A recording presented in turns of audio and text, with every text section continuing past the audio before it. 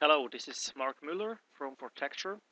In this short demonstration, we would like to present you how to use lab management with Visual Studio TFS and Microsoft Test Manager. The main application we are going to have a look at is this My Events sample application for Microsoft. It's an event website where you can have a look at a specific event. For example, here at the Global Launch event, then you could have a look at the schedule, create your own events, etc.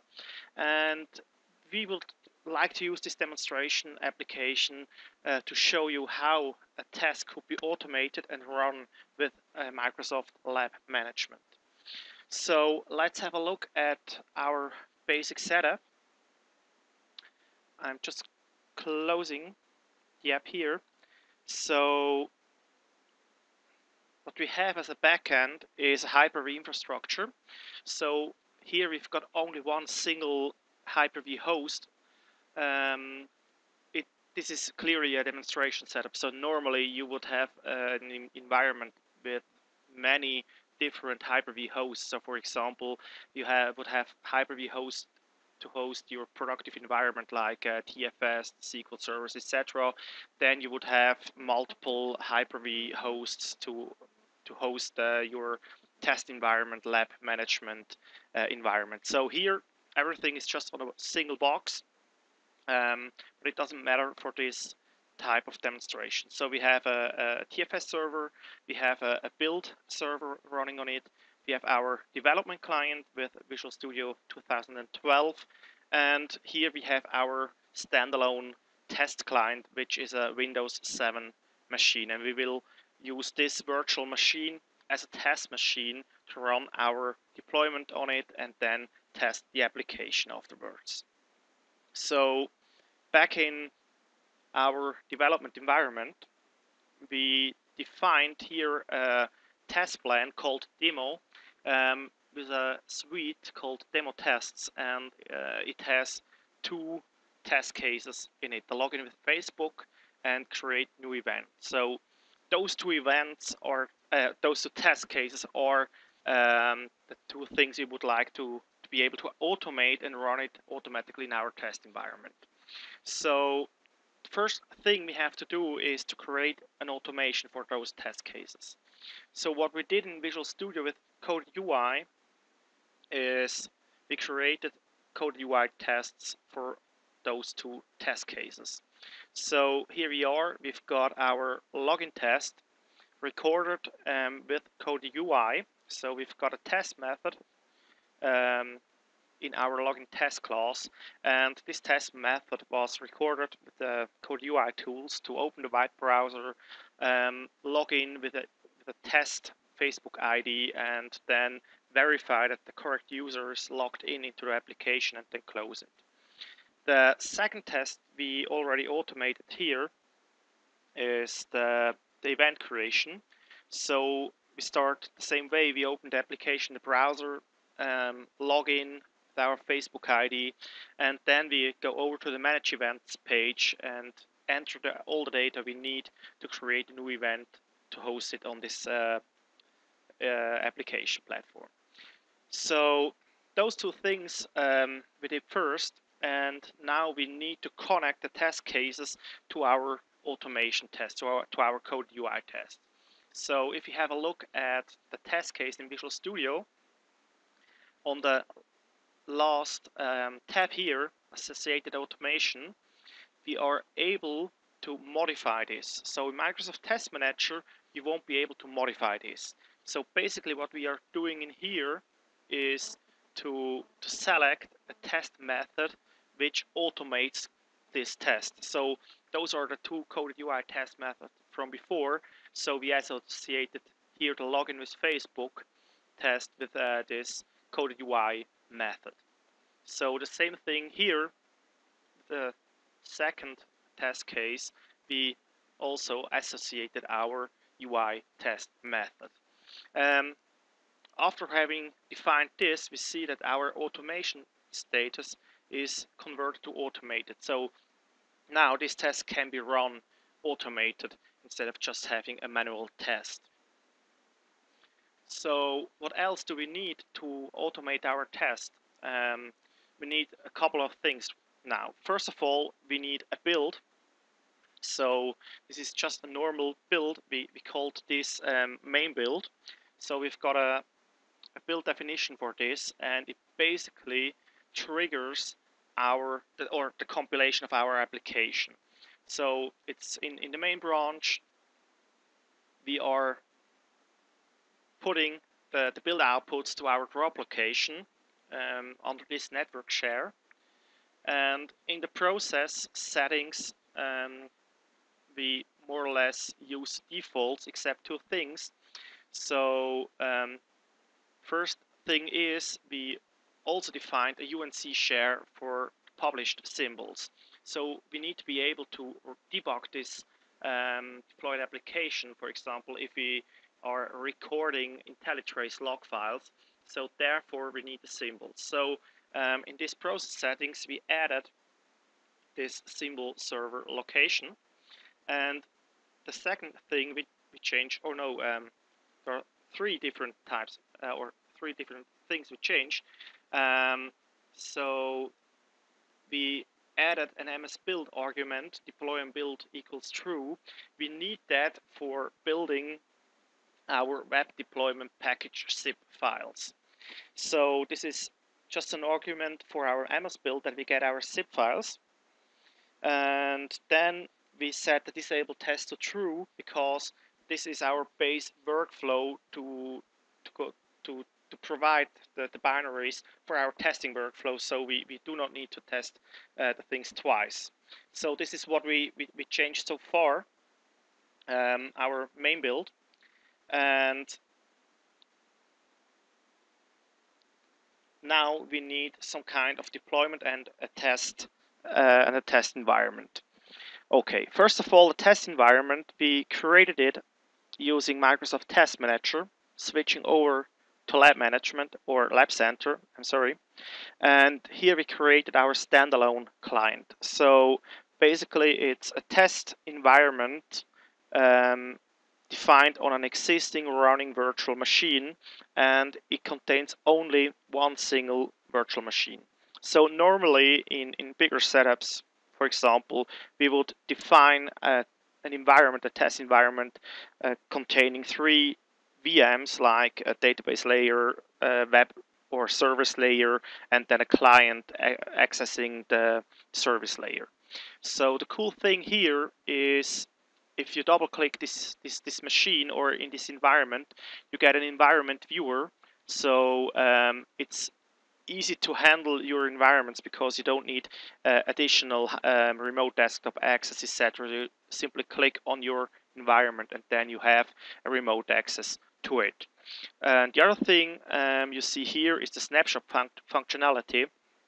So basically we are able to define a base snapshot to start our deployment, create an additional snapshot after our deployment process is finished, and for example create a snapshot in case of a bug or something like this.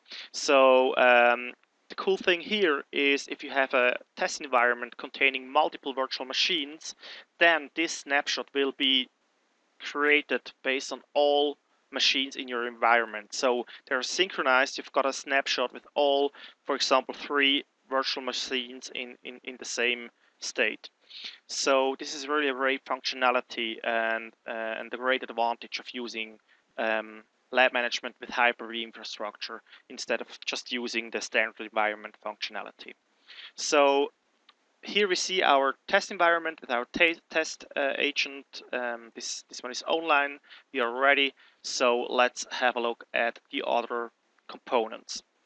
So this application mainly consists of two web applications, a backend web application which hosts the web API services to access the data, etc.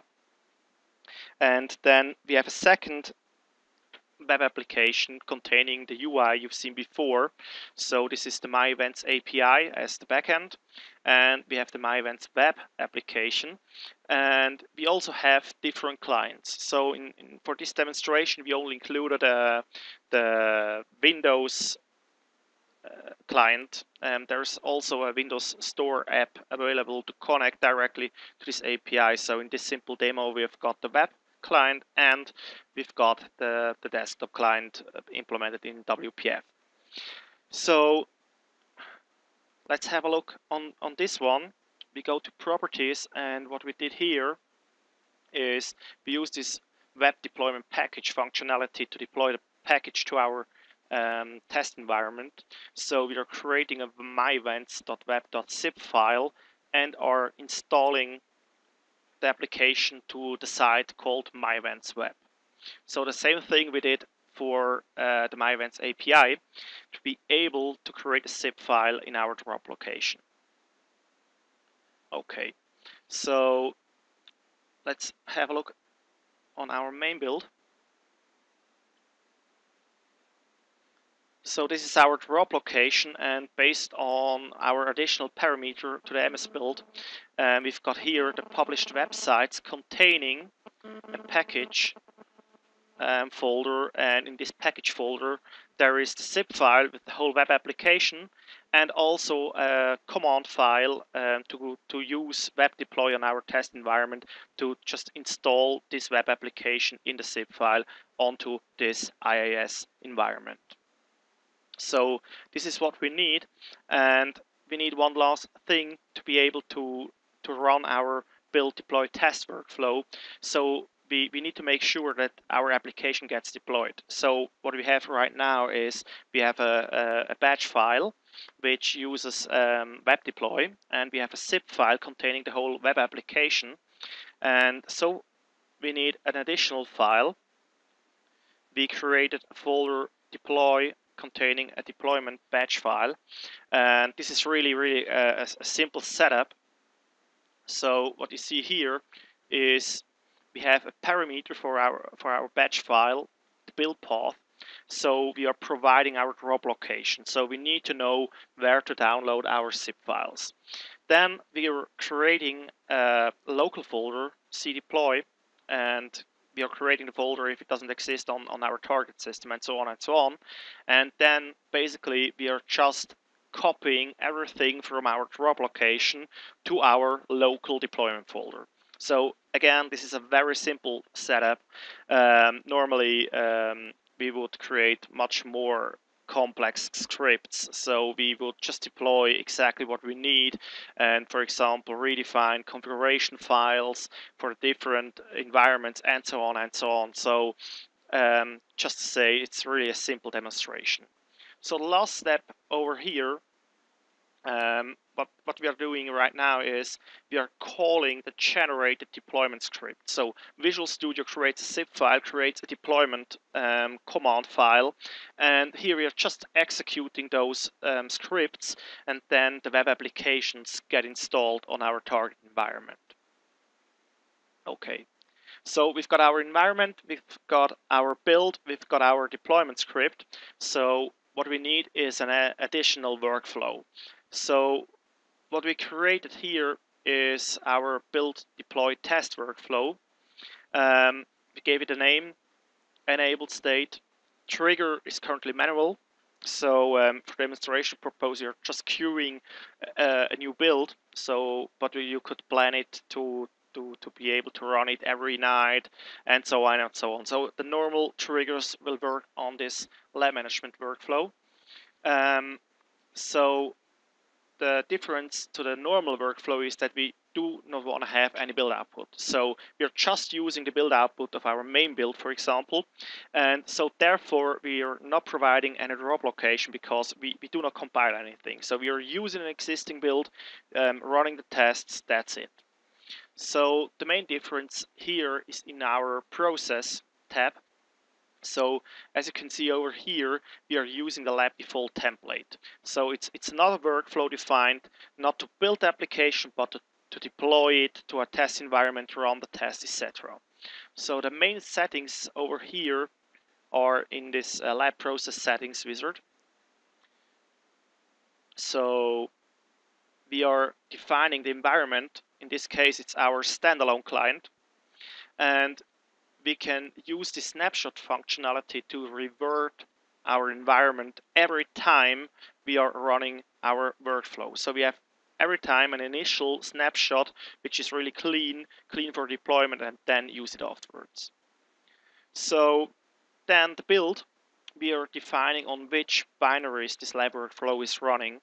So we are selecting our main build, and instead of queuing a new build to have a quicker demo, we are just using the latest build. So we already built this main build workflow, so we have an existing running build, and we're just using the latest. And here, we are defining deployment. So for each virtual machine, or for each virtual environment in our test environment, we are defining a deployment script. So this is exactly what we had a look at before. So for our desktop client, this is our virtual machine role.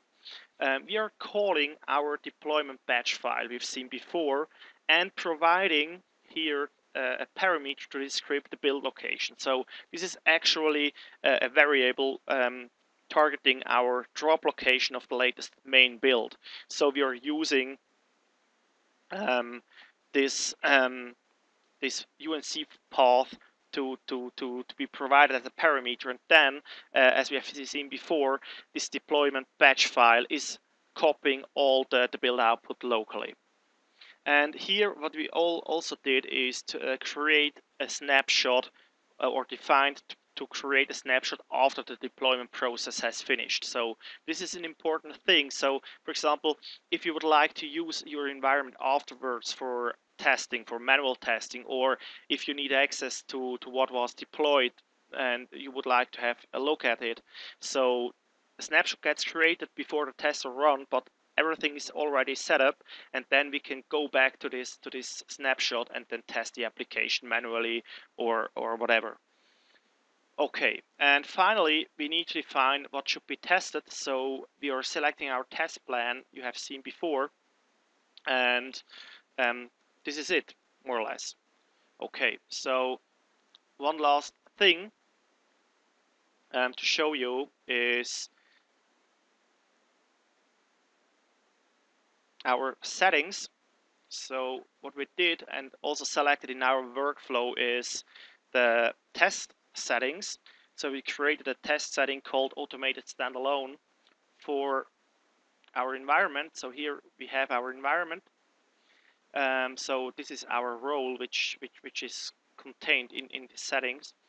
And here we are able to define our data and diagnostics adapters. So if you would like to have the system information, create code coverage results, export the event log out of your system, etc., you are defining here what you would like to be able to record during your tests, and then those tests or these diagnostics outputs get attached to the test results, and then you can have a look afterwards. So this is our basic setting. We are creating a video and logging the events, etc., Okay, so now we are ready, and we are executing or queuing our build deploy test workflow. So queue new build, queue, and now our build is started. So now the environment gets back to a deployment snapshot we defined before.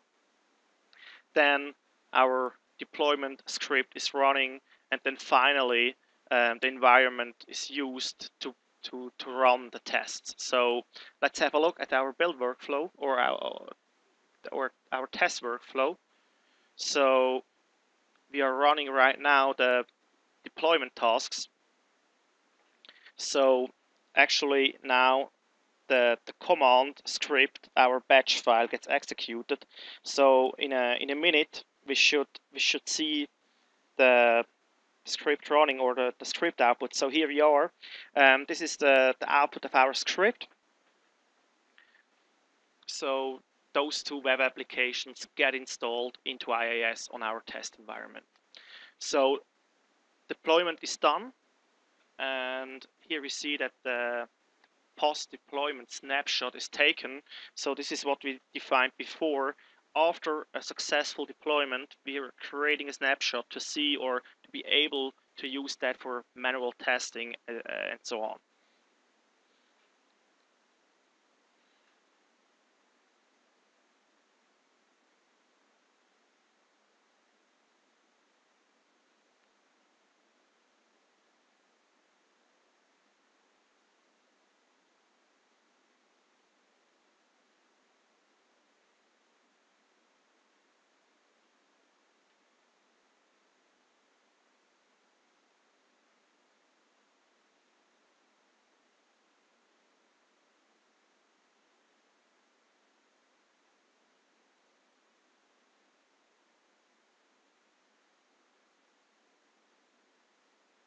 So next step, we see here we are in the run test step.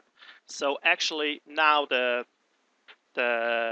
deployment snapshot was created, and now we are going to test our application. So based on our link to our test plan, so it reads out the test cases which should be run, and those test cases are in automated state. So we have assigned a UI test method to it. So those test methods are now executed on our target environment. So let's switch over. What we see here is we are running the first test. You see the test progress is 0 of 2 completed. So the first one is running, and this is our simple Facebook login. So it might take a while. So we created a simple test environment setup. So we are using Entity Framework in this demo application, and therefore we defined this data context to be initialized every time the application starts up. So now IIS gets started for our tests, and then Entity Framework will initialize the whole database for the test, and then we will get a response. So the first request is a very long running request because it not just simply provides you the entry page of our application. It really sets up the whole database behind it, enters sample data to it, and so on and so on. So this is really an important part of your test automation environment, to be able to isolate your tests. So you should be able to have the same data in your database, to have the same state of your application for each test you are running. So this is a very simple trick to just have the database reinitialized each time we are using it. And normally we have a little bit more work to do to really have a proper test automation in the application. So there are different things to do. So for example, depending on your application, you could just simply reset your database, restart the service, or whatever. So it really depends on your application architecture, and really it depends on your testability of your application.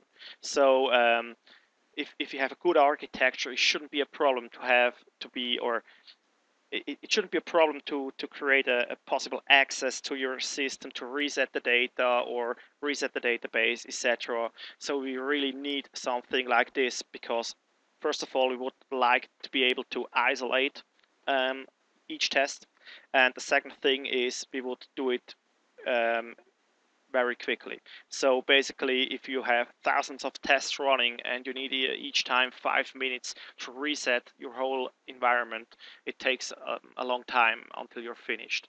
So this is really an important step.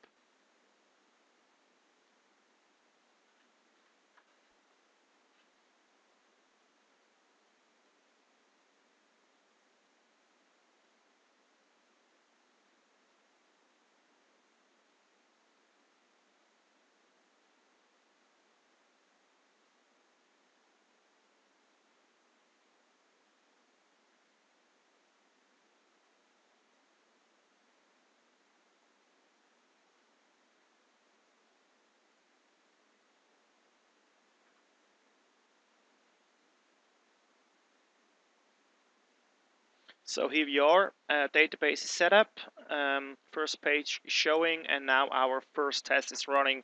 So it's a simple Facebook login test. We are signing to the application with our test credentials for our Facebook OAuth authentication, and then after login we are verifying that the correct user is logged in and there's a hi whoever you are message shown in the application.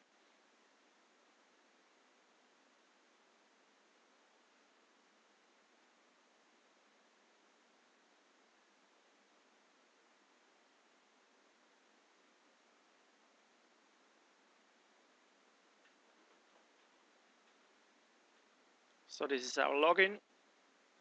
Now we are returning to our application, and here you see hi Linda, and we are verifying this in our UI, and after that we are signing out, closing the browser, and go over to the next test.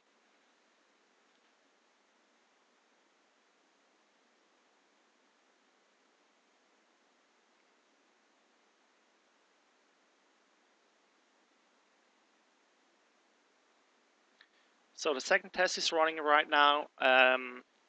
The first steps are quite the same. So we need a login to manage events.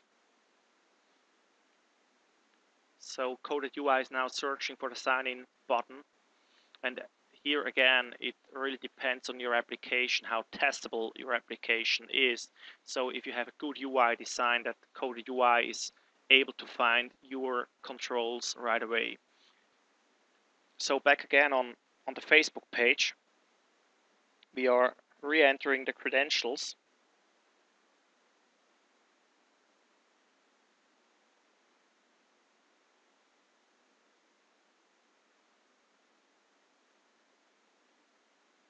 Here we are. Go back to the application, and now we are clicking on Managed Events.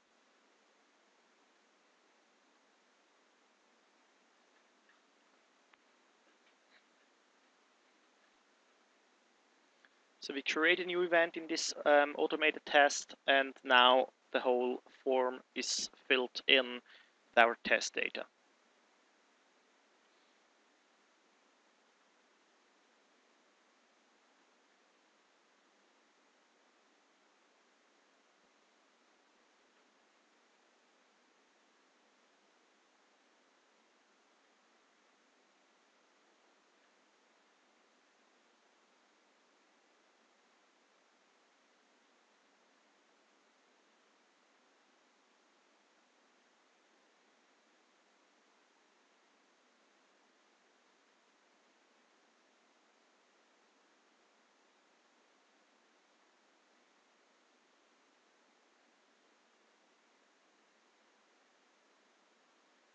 So here the event is saved. We are verifying that there's the correct event saved. We see it here on the main page, our new event, and then now the finish of our test case. Sign out, close the browser.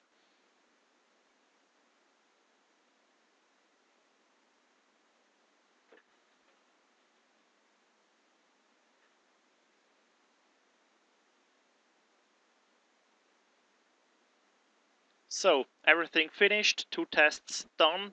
What you see also here, over here, is we started with our ready for deployment IE10 snapshot, and here is our current state, and after deployment this snapshot gets created and it's associated or labeled with our current build number. So we easily find the snapshot and could go back or tell a tester, send a link to the developer, send a link to the tester to the snapshot, and then they can open this environment in this specific deployment state. So back in Visual Studio, here we see everything is green. We have the test run details, and here we can click on the view test results. So now Microsoft Test Manager is open, or we could just use Microsoft Test Manager and have a look on the test runs. So basically, if you have a automated test infrastructure in your company, you would normally run those tests overnight or 24/7. And then afterwards, you would go to Microsoft Test Manager and then have a look on what was going on the system. So this is a really easy test result. 2 tests, both of them worked correctly. We see attachments. So we see that the system information attachment. So we see what was our environment. We have a coverage file, so co-coverage was calculated, and we have our event log. And of course, we could step in to those test runs for each test case. And here we see our attachments. So those are the attachments defined in our test settings. So for example, we defined that we would have a screen capture. So we have here a video showing all the steps done on our test environment. So for example, if you have a bug which only consists in the test environment, we could first of all have a look at it. So for example, there could be a script error rendering the page wrong, etc. And then we would just see it. We can attach IntelliTrace, so be able to remote debug our application. So we really got the stack trace of this application on the test system. Then we are downloading this stack trace to our local development environment, and then we can access it or step through, have a look at the local variables, etc., etc., to really have the state where the bug has happened. So this is it. This was our short demonstration of lab management. Thanks for watching.